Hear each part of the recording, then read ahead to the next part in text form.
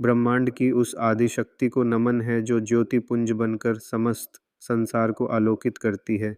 हिमाचल की पर्वत श्रृंखलाओं के बीच बसा कांगड़ा जिला केवल अपनी प्राकृतिक सुंदरता के लिए नहीं बल्कि उस दिव्य चमत्कार के लिए जाना जाता है जिसे दुनिया ज्वालाजी शक्तिपीठ के नाम से पूजती है।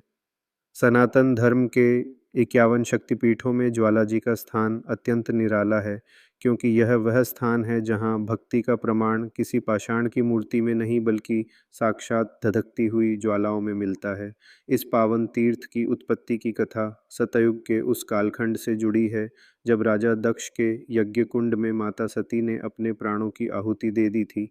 महादेव जब सती के पार्थिव शरीर को लेकर तांडव कर रहे थे, तब चराचर जगत की रक्षा के लिए भगवान विष्णु ने अपने सुदर्शन चक्र से सती के देह को 51 भागों में विभक्त किया था। तंत्र चूड़ामणि के अनुसार इस स्थान पर माता सती की जिह्वा यानी जीभ गिरी थी।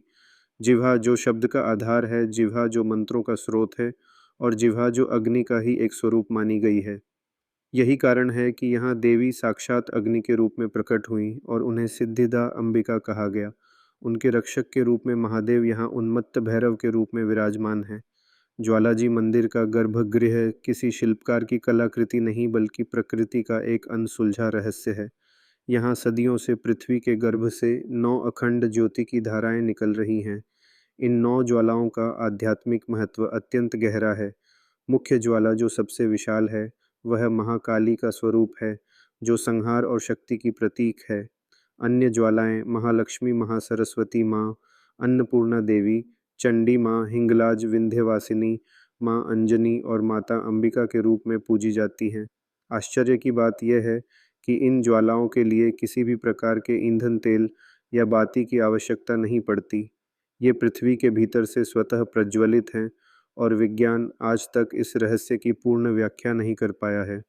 इतिहास के पन्नों को पलटें तो ज्वालाजी की शक्ति का सामना बड़े बड़े सम्राटों को करना पड़ा। मध्यकाल में जब मुगल शासक अकबर का साम्राज्य पूरे भारत पर था, तब उसे इस मंदिर के चमत्कार की सूचना मिली। अहंकार के वशीभूत होकर अकबर ने इन ज्वालाओं को बुझाने का प्रयास किया। उसने मंदिर की ओर नहर का रुख मोड़ दिया ताकि पानी की प्रचंड धारा इन ज्योतियों को शांत कर सके, परंतु देवी की माया अपरंपार थी। पानी की लहरें ज्योतियों को बुझाने में असफल रहीं और ज्वालाएं पानी के ऊपर भी धधकती रहीं। अकबर ने तब लोहे के भारी तवे उन ज्वालाओं पर रखवा दिए ताकि उन्हें दबाया जा सके, लेकिन ज्वालाओं ने लोहे को फाड़कर अपना मार्ग बना लिया। इस अलौकिक दृश्य को देखकर अकबर का अहंकार चूर चूर हो गया।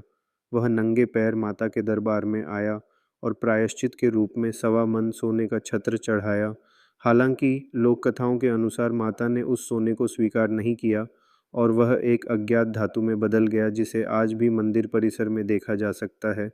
आध्यात्मिक दृष्टि से देखें तो आदिगुरु शंकराचार्य ने यहाँ की ऊर्जा को ब्रह्मांड की वाक शक्ति माना था।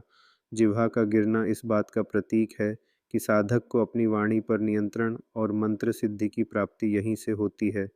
जो साधक यहाँ एकाग्र होकर ध्यान लगाता है, उसकी विशुद्ध चक्र जागृत होने लगती है।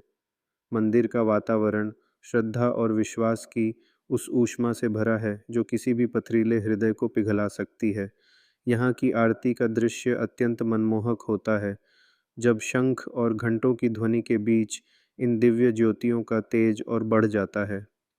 ज्वालाजी की यात्रा केवल एक तीर्थाटन नहीं है, बल्कि यह अपने भीतर के अंधकार को मिटाने की एक प्रक्रिया है। जैसे अग्नि अशुद्धियों को जलाकर स्वर्ण को कुंदन बना देती है, वैसे ही माँ ज्वाला की दृष्टि भक्त के कर्मों के संताप को भस्म कर देती है।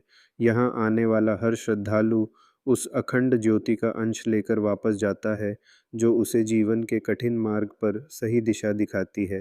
हिमाचल की वादियों में गूंजती माँ की जयकार हमें याद दिलाती है कि सत्य और धर्म की ज्योति को न तो जल डुबो सकता है और न ही समय का चक्र बुझा सकता है। यह शक्तिपीठ भारत की अटूट सांस्कृतिक चेतना और सनातन शक्ति का वह प्रज्वलित स्तंभ है जो युगों युगों तक मानवता का मार्गदर्शन करता रहेगा।